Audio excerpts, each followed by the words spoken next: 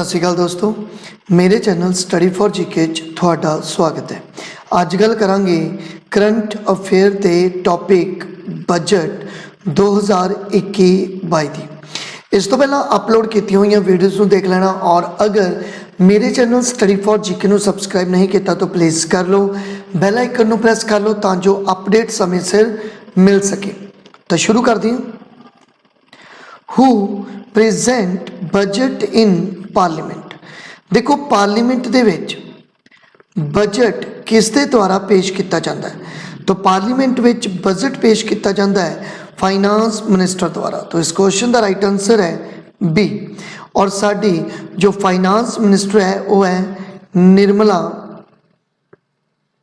सीतारमन।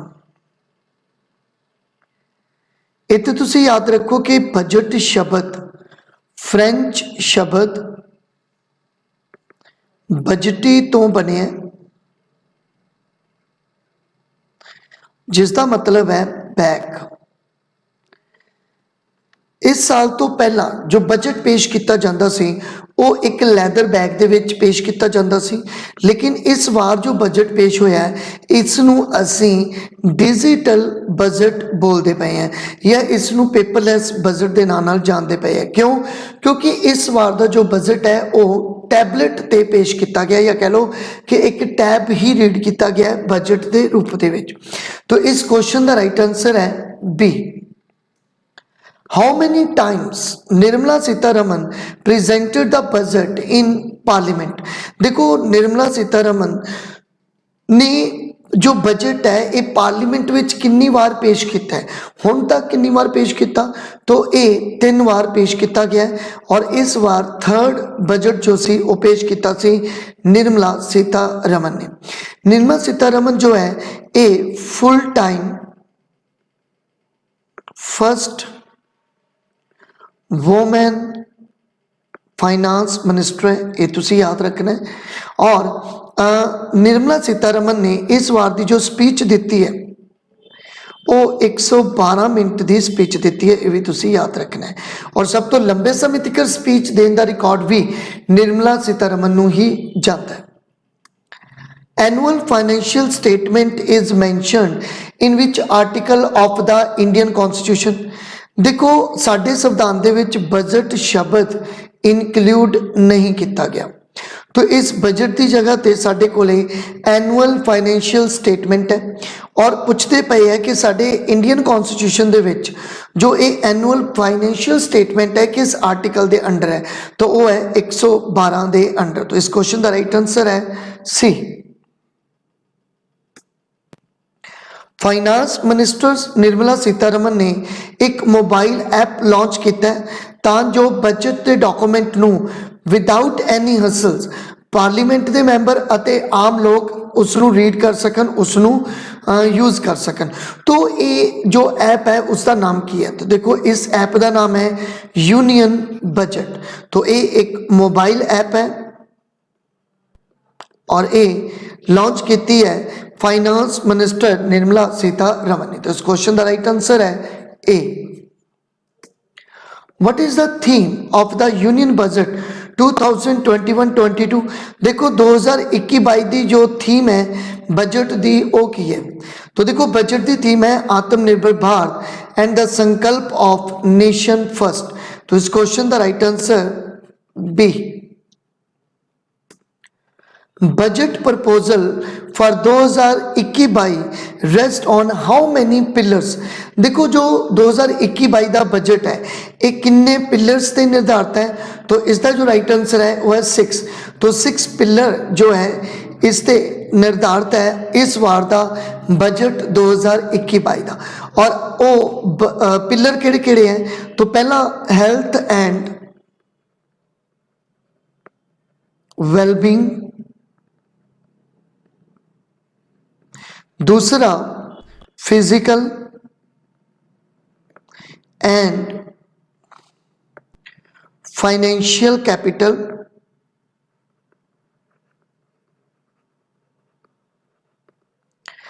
तीसरा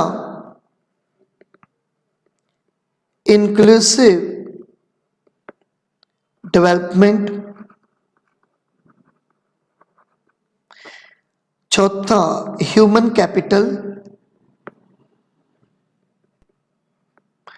पंजवां innovation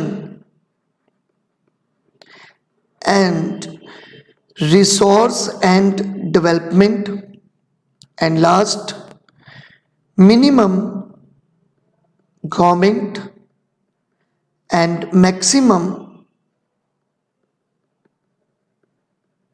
governance.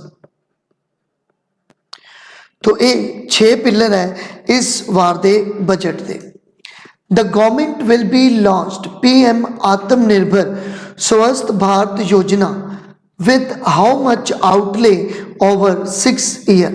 देखो PM Nirmala Sitharaman ने एक जो प्रोग्राम है, एक योजना लॉन्च की है, आत्मनिर्भर स्वस्थ भारत योजना, और इसका आउटले किन्ना है? तो इसका आउटले है 64,180 करोड़ का। तो इस क्वेश्चन का राइट आंसर है सी। और ये अमाउंट जो है वो इन्वेस्ट की जाऊगी अगले 6 सालों के विच, और इसके द्वारा जो अचीव किया जाएगा वो की होएगा? तो देखो अचीव किया जाएगा क्रिटिकल केयर हॉस्पिटल सेंटर बनाए जाएंगे,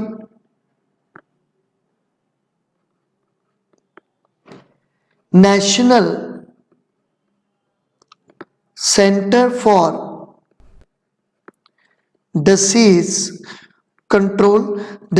कंट्रोल दे लिए सेंटर बनाए जाएंगे, अते 17,000 रूरल दे लिए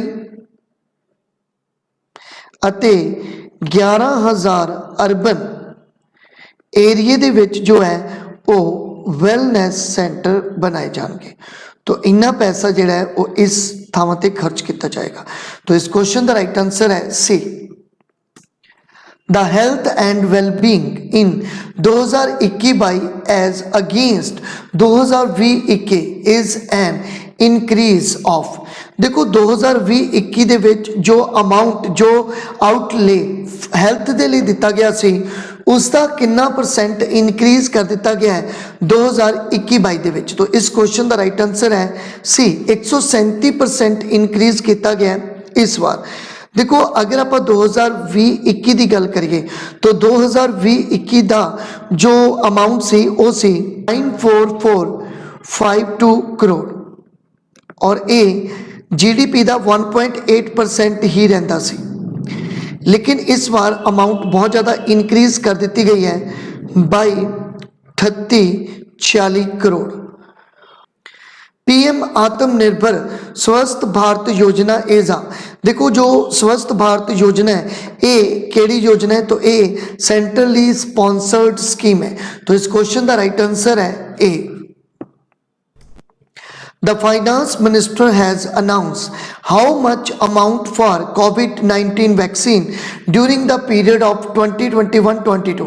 देखो 2021-22 ਦੇ ਵਿੱਚ जो वैक्सीन्स कोविड-19 ਦੀਆਂ यूज़ कीतियां जा रही हैं, टोटल 4 वैक्सीन्स यूज़ कीतियां जाणियां, जिन्हां विचों 2 यूज़ कीतियां जा रही हैं, 2 हजे होर यूज़ करनी है, जिन्हां विचों एक स्पुतनिक 5 हो सकती है जो रशिया की है। तो इसते जो अमाउंट खर्च करना है वो 35,000 करोड़ रुपया खर्च करने की जो है फाइनेंस मिनिस्टर ने अनाउंस किया है। तो इसका जो राइट आंसर है ए एस सी। और ये भी क्या है कि इस तो ज़्यादा अमाउंट की अगर जरूरत पई तो वह भी खर्च किया जाएगा।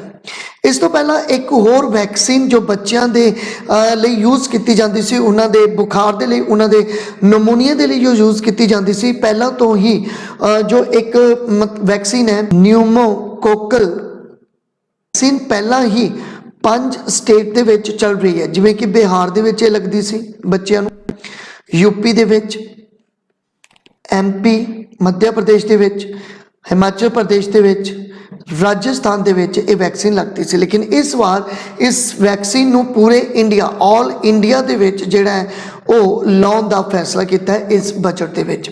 और अगर ये चीज़ कामयाब हुंदी है, ठीक है, तो मन के चले हैं कि 5,000 या इस तो भी ज़्यादा बच्चे जिहड़े हैं वो बचाए जा सकते हैं हर साल। तो इस क्वेश्चन का जो राइट आंसर है A S C. How many new emergency health center and mobile hospital will open in India. तो देखो किन्ने हेल्थ सेंटर एमरजेंसी दे स्थापित किए जा रहे हैं और मोबाइल हॉस्पिटल, तो याद रखियो जो एमरजेंसी हेल्थ सेंटर है वो 15 अते मोबाइल हॉस्पिटल जेडे वो 5 ओपन किए जा रहे हैं। तो इस क्वेश्चन का राइट आंसर है A. In union budget 2021 how much amount is allocated for the railway. तो देखो 2021-22 का जो बजट है, इस बजट के विच रेलवे नूं कितना बजट पेश किया गया, रेलवे के विच कितना पैसा लाया जाएगा। तो ये लाया जाएगा 110055 करोड़ रुपया जिहड़ा है वो खर्च किया जाएगा रेलवे ते। Finance Minister announced the setting up of a development financial institution for what। देखो फाइनेंस मिनिस्टर ने अनाउंस किया है कि DFI जो है इंस्टीट्यूट है वो खोले जाएंगे, लेकिन किस दे लई। तो याद रखियो फंड इंफ्रास्ट्रक्चर प्रोजेक्ट दे लई जिहड़े है वो डेवलपमेंट फाइनेंशियल इंस्टीट्यूट स्थापित किए जाएंगे। तो इस क्वेश्चन का राइट आंसर है B. Finance Minister announced incentive for incorporation of companies in a boost to startup। देखो स्टार्टअप ਨੂੰ ਬੂਸਟ ਕਰਨ ਦੇ ਲਈ ਜੋ ਹੈ ਉਹ ਕੰਪਨੀਆਂ ਨੂੰ ਜੋ ਇਨਕੋਰਪੋਰੇਟਿਵ ਕੰਪਨੀ ਹੈ ਉਹਨਾਂ ਨੂੰ ਇਨਸੈਂਟਿਵ ਦਿੱਤੇ ਜਾਣਗੇ। तो ਕਿਹੜੀਆਂ ਉਹ ਕੰਪਨੀਆਂ, तो याद रखियो 1 person कंपनीज है जिन्हों इनसेंटिव ਜਿਹੜੇ ਆ प्रोवाइड करवाए जाएंगे। 1 person कंपनीज का मतलब है कि कोई एक पर्सन भी कंपनी ਨੂੰ ਜਿਹੜਾ ਹੈਗਾ ਉਹ स्टार्ट कर सकता है ਤਾਂ जो स्टार्टअप ਨੂੰ बूस्ट मिल सके। तो इस क्वेश्चन का राइट आंसर है A. Fiscal deficit paid for financial year 2021-22 and for 2020-21। देखो 2020-21 का 2021-22 का जो फिस्कल डेफिसिट रहा वो कितना सी। तो देखो अगर तुहानू पूछा जाता है बजट एस्टीमेट, तो इस बार का बजट एस्टीमेट है 6.8%। और अगर तुहानू पूछा जाता है रिवाइज एस्टीमेट, तो जो रिवाइज एस्टीमेट है 2020-21 का वो 9.5% है। तो इस क्वेश्चन का राइट आंसर है C. The total outlay for agriculture and rural sector, देखो एग्रीकल्चर और रूरल सेक्टर के लिए 2021-22 का जो बजट है वो कितना बजट है, तो वो है 16.5 लाख करोड़ का। तो इस क्वेश्चन का राइट आंसर है डी। और इस दे विच भी जो एग्रीकल्चर है जो पैसा खर्च किया जाएगा वो मोस्टली एनिमल हसबेंड्री ते, फिशरीज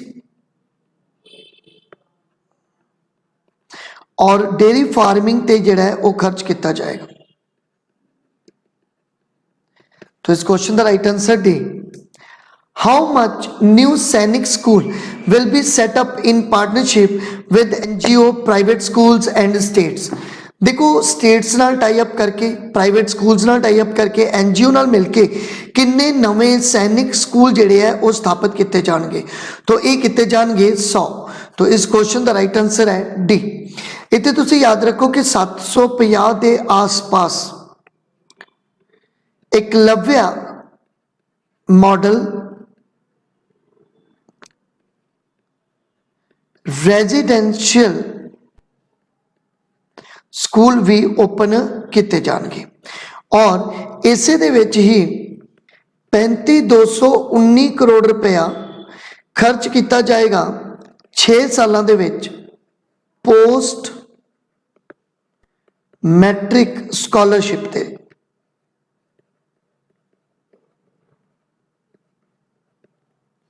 जिस दे विच SC बच्चों नूं जो है स्कॉलरशिप प्रोवाइड करवाई जाएगी। तो इस क्वेश्चन का right answer D. The one nation one ration card scheme has been implemented by how states UTs. तो देखो किन्ने वन राशन कार्ड स्कीम किन्ने स्टेट दे विच लागू की जाएगी, तो ये 32 स्टेट दे विच लागू की जाएगी। तो इस क्वेश्चन का राइट आंसर है A. NIP project pipeline extended to how many project. देखो NIP की गल करिए तो इसका मतलब है नेशनल इंफ्रास्ट्रक्चर पाइपलाइन। और ये स्कीम जो लॉन्च की गई सी, इस लॉन्च की सी 2019 में, और उस समय ये 4000 प्रोजेक्ट जोड़े से चल रहे थे, लेकिन इस बार इन्हों इनक्रीज करके 7400 प्रोजेक्ट जोड़े है वो इस NIP प्रोजेक्ट के शामिल किए गए। तो इस क्वेश्चन का राइट आंसर है सी 7400 project. Government proposed deep ocean mission with outlay of, देखो गवर्नमेंट ने प्रपोज्ड किया डीप ओशन के लिए कितना पैसा इस मिशन पर खर्च किया जाएगा, कि आउटले है, तो इसका जो आउटले बनता है वो है 4000 करोड़ रुपया अगले 5 सालों के खर्च किया जाएगा डीप ओशन को एक्सप्लोर करने के लिए। Nirmala Sitharaman announced an allocation of 300 crore to which state for celebrating the 60th anniversary of the liberation। देखो निर्मला सीतारमन ने अनाउंस किया अलोकेट करने के लिए 300 करोड़ रुपया ਤਾਂ ਜੋ ਸੈਲੀਬ੍ਰੇਟ ਕੀਤਾ ਜਾ ਸਕੇ अपनी 60वीं वर्षगांठ ਨੂੰ मनाया जा सके, और 21 स्टेट ਨੂੰ ਦਿੱਤਾ ਜਾ ਰਿਹਾ, तो ये ਦਿੱਤਾ जा रहा गोवा ਨੂੰ। तो इस क्वेश्चन का राइट आंसर है D. Budget for 2021-22 announce voluntary vehicles scrapping policy. देखो एक वॉलंटरी व्हीकल स्क्रैपिंग पॉलिसी लेके आती है जिस दे तहत ओल्ड जो मतलब व्हीकल्स है या पॉल्यूटेड व्हीकल्स है, मतलब जो पोल्यूशनस बहुत ज़्यादा फैलाते पे है, उन्होंने फिटनेस जो है सेंटर के लिए भेजा जाएगा, और अगर वो फिट नहीं तो उन्होंने स्क्रैप कर लिया जाएगा। और अगर कमर्शियल व्हीकल की गल करिए तो उन्होंने अपना फिटनेस जो है वो करवाना पड़ेगा अगर वो 15 साल पुराने व्हीकल है। तो इस क्वेश्चन का भी राइट आंसर है सी। और अगर वो पर्सनल है पर्सनल जो व्हीकल है तो उन्होंने 20 साल जोड़े है, अगर वो 20 साल पुराना व्हीकल है तो उन्होंने ये फिटनेस जो टेस्टिंग करवानी पेगी। और अगर कमर्शियल व्हीकल है तो उन्होंने 15 साल की जी है 15 साल पुराना अगर कोई व्हीकल है तो उसनों जोड़ा फिटनेस करवानी पेगी। तो इस क्वेश्चन का राइट आंसर है सी, क्योंकि उन्होंने कमर्शियल व्हीकल पूछा है। What is the disinvestment target for financial year 2022। देखो 2022 का जो डिस इन्वेस्टमेंट टारगेट है वो कितना है, तो वो है 1.7 लाख करोड़। पहला जो सी 2.1 लाख करोड़ सी, लेकिन ये अचीव नहीं कर पाई, जिस करके इस बार का जो डिस इन्वेस्टमेंट टारगेट है 2022 का वो 1.75 लाख करोड़ है। और ये आएगा कितों, तो मोस्टली IDBI तो, ठीक है, सम इंश्योरेंस कंपनी तो LIC, तो इन्हों तो जोड़ा है वो डिस इन्वेस्टमेंट जोड़ा है वो टारगेट रखा गया। How much amount is allocated for the जल जीवन मिशन ओवर 5 ईयर। तो कितना जो रुपीज़ है, कितना पैसा जो वो जल जीवन मिशन के लिए खर्च किया जाएगा, अलोकेट किया गया है, तो ये पैसा जो खर्च किया जाएगा ये किया जाएगा 2.87 लाख करोड़ रुपया। तो इस क्वेश्चन का राइट आंसर है सी। और ये जो जल जीवन मिशन है ये किसके अंडर काम करेगा, तो department of drinking water and sanitation. और इतने तुसी याद रखियो कि अमृत नाम की एक स्कीम पहला ही चलती है, 500 या 500 तो ज़्यादा अमृत सिटीज़ ਨੂੰ भी वाटर जोड़ा प्रोवाइड करवाया जाएगा। और ये अमृत स्कीम जो है ये लॉन्च की गई सी 2005 के विच, ये भी तुसी याद रख सकते हो। What is the age limit for senior citizen who are obliged from the need to file IT return। देखो किन्ने साल का जो बुजुर्ग पर्सन है उसनों राहत मिली है जो IT रिटर्न है, ठीक है, उसके लिए इनकम टैक्स जो रिटर्न है उसके लिए, तो 70 साल तो ज़्यादा पर्सन जो है उसनों इनकम टैक्स की रिटर्न होने भरन दे विच जो है वो छूट दे दी गई है। तो इस क्वेश्चन का राइट आंसर है बी।